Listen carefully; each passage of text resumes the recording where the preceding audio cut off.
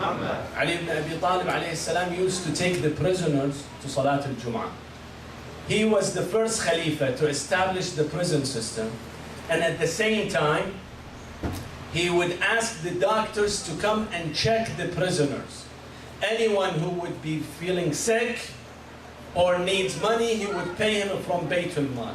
Even the criminals, their rights were protected under the guidance of Ali ibn Abi Talib. He was the first one who has made writing the court procedures during his time. He asked the judge, when he presides over the court, to appoint someone to write the procedures of the court. Why? In case the judge forgets something. Then they go back again to the notes. This is how Ali ibn Abi Talib was so meticulous and so committed in justice, even for the criminals. Look at the knowledge of Ali ibn Abi Talib.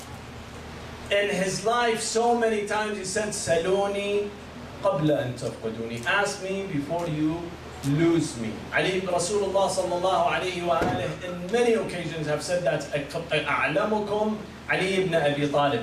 But look at his intelligence and his brilliance. One day one man came to him, not only in fiqh, not only in religion, any kind. One day a man came and told him, Ya Amir al-Mu'mineen, give me a number that is denominator for all those numbers from 1 to 10 that can be divided by 1, 2, 3, 4, 5, 6, 7, 8, 9, and 10. Ali ibn Abi Talib was on the horse. He said, اضرب أيام أسبوعك في أيام سنتك. Take the week and multiply it by the days in the year. 7 times the 360, that would be 2,520. And then you divide it by 10, it will be divided. By 9 will be divided. By 8 will be divided. And while he was on his camel, on his horse, on his ride, and walking. One day the same thing happened to him. While he was in the street of Kufa, had a camel with him, a group of people, 3 people came to him and told him that we have 17 camels. We inherited those camels from our father. Our father has divided everything, but he left the 1/3 from his, because anybody who dies, he can also, can determine the 1/3 of his belongings, how he wants to be spent. So that father has said that one of them will get 1/2 of the camels. The other one will get 1/3 of the camels, and the last one will get 1/9 of the camels. They were 17 camels. So they came to the Imam and told him, Ya Amir al-Mu'mineen, tell us, one of us have to have half. Half of 17 is 8.5, so we should butcher one. The other one is 1/3. Again, that would be less than 6, 5.5. And 1/9 is also the same. How can you solve this problem? He took his camel and put it with them. They became 18. Then he called the one who said 1/2. He said, okay, 1/2 of that is 9, right? Take your 9. Then he said to the second one, your camel, your portion is 1/3. 1/3 is 6, right? So he took 6. 6 and 9 is 15, right? Then the third one, he said that your portion is 1/9. 1/9 out of 18 is 2. So he told him, this is your 2. 2 and 6 and 9, how many? 17. He took his camel back and left. Who could solve this for in such a simple way, in a beautiful mathematical way, 1400 years ago? One day he was sitting on Furat, and he looks at Furat and says, لو شئت لاستخرجت من هذا الماء نورا ونارا. He said that if I want, I will extract it from this water, from this current, from the flow of this river. I would extract nur, light, and nar, and fire. After 1400 years ago, now we see how electricity is running. How they generate electricity. After 1400 years, we know that how hydrogen bomb works. The hydrogen bomb is based on splitting of the hydrogen atoms, right? Water, 2 hydrogen atoms and 1 oxygen atom. Ali ibn Abi Talib, 1400 years, told his people that if I want, I could generate it from that. But the problem that he was in a wrong place, by wrong people, at a wrong time. People could not understand any of them. One person asked why Imam al-Zaman, Imam al-Mahdi alayhi salam's government should come toward the last. The reason is that people should be receptive to the ideas. If they are not receptive to the ideas, it happens like Ali ibn Abi Talib. Governing, but no one pay attention who's Ali ibn Abi Talib. They don't know his knowledge, they don't know his wisdom. Therefore, it falls on a deaf ear, becomes useless. Now, all of what I said, brothers and sisters, those were all opposing factors. How can a person like Ali ibn Abi Talib have these features, those opposing features? That is something that many scholars have thought of this. How they could analyze this uniqueness about Ali ibn Abi Talib. They are scholars who say it in such elegant way. They say that this is due to the fact that it's called, to principle called overbearance. What is overbearance? We in our lives, we work, we study, we enjoy our time, we go to travel, everything to do in order for us, for myself, for me, or I. I go to work in order to get money, in order to spend it on myself. I study in order to find a job. I go to vacation in order for my soul to be happy and nice and everything. Our existence all revolves around ourselves, around our I, myself, right? Every human. Otherwise, you tell him that, no, you don't need to do that.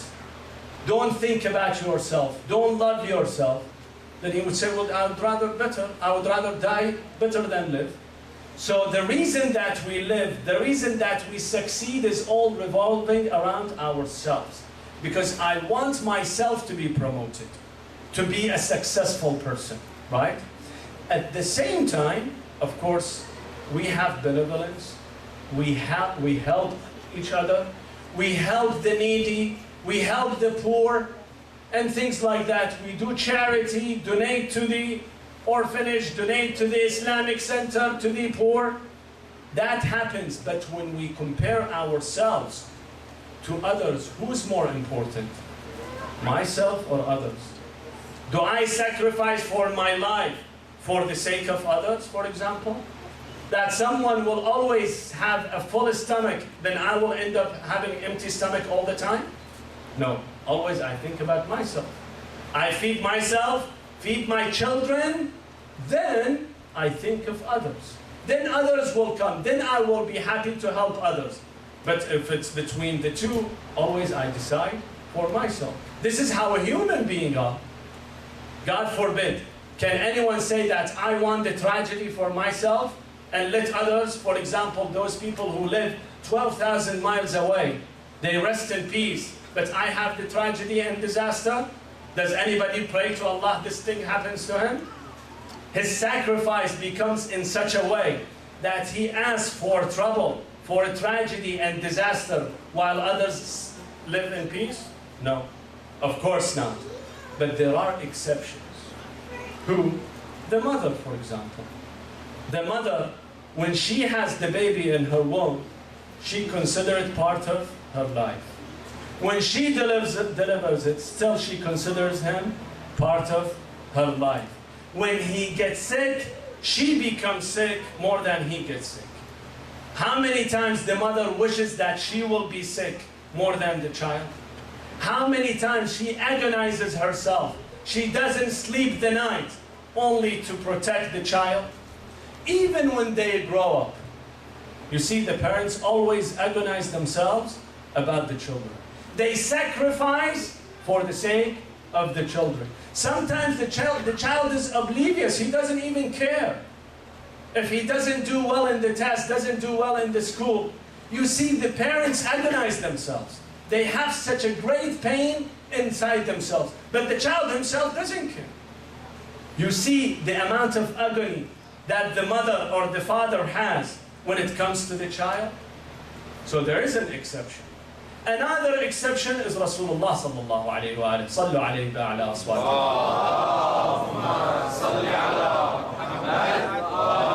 Muhammad. Rasulullah used to agonize for the fact to see that people are not becoming Muslim, are still infidels. Quran attests to this fact. It says, لَقَدْ جَاءَكُمْ رَسُولٌ مِّنْ أَنفُسِكُمْ عَزِيزٌ عَلَيْهِ مَا عَنِتُّمْ حَرِيصٌ عَلَيْكُمْ بِالْمُؤْمِنِينَ رَءُوفٌ رَحِيمٌ. He said that Rasulullah sallallahu alayhi wa agonizes when he sees that you do not become a believer. When you are at pain, Rasulullah is before you at pain. He feels your pain. He feels your agony even more than you are.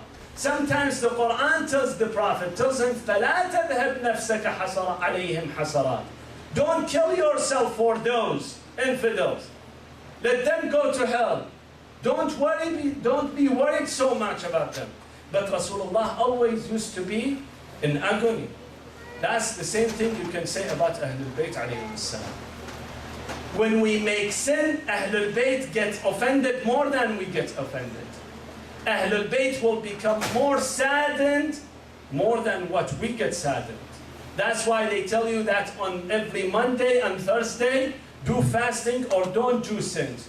Why? Because our deeds will be exposed to the Imam. When the Imam see our deeds and see they are good, he becomes happy. When he see that our deeds are bad, then he becomes depressed. They say in the day of Ashura, Hussein ibn Ali used to cry. Zainab told him, why are you crying? You are the son of Ali ibn Abi Talib. Are you afraid of the army? He said, no. I see there are 30,000 people who are dying because of me. They are going to hell because of me. I am the cause. I am agonizing for them. Here Ali ibn Abi Talib. So Ali ibn Abi Talib alayhi salam, when you see that he has this loving nature toward others, is due to the fact that he loves them. He cannot kill them. Therefore, he would forgive them, even his killer, his assassin. He told his son Imam Hassan, told him that, Bunayya Hassan, إذا أنا مت, if I die, then you hit the man with a single. You have the choice, either to forgive him or you take qasas, you hit him. Either you hit him and you hit him only once, or you forgive him. Even to his murderer, he used to tell his children to forgive him, due to his nature, his love. Then you say, why he went into the battles and fought? Because they jeopardized the society, the safety of the community. When the safety of community is at danger, at that time Ali ibn Abi Talib does not jeopardize the safety of community. He did not fight for the fact that it was for the power. Otherwise, if he fought for the sake of power, he could have fought 30 years ago, when they took the power away from him. But Ali ibn Abi Talib never fought for the power. He fought for the safety of community, for the safety of the civilians. That's why he said in his prayer, he said, Allahumma innaka ta'lamu innahu lam yakun alladhi kana minna munafasatan fi sultan wala iltimas shay'in min fudul al-hutam walakin narid al-ma'alim min dinik wa tuqam al-mu'attalatu min hududik wa ya'manu al-mazlumun min ibadik. For the sake of people, the oppressed people, I have to defend them. Because Allah subhanahu wa ta'ala has took a pledge from me to defend the oppressed. That's why he used to fight. Sallallahu alayka ya Amir al-Mu'mineen. This night was very difficult night for the household of Amir al-Mu'mineen alayhi salam. The poison has spread into his entire body. The doctors came and told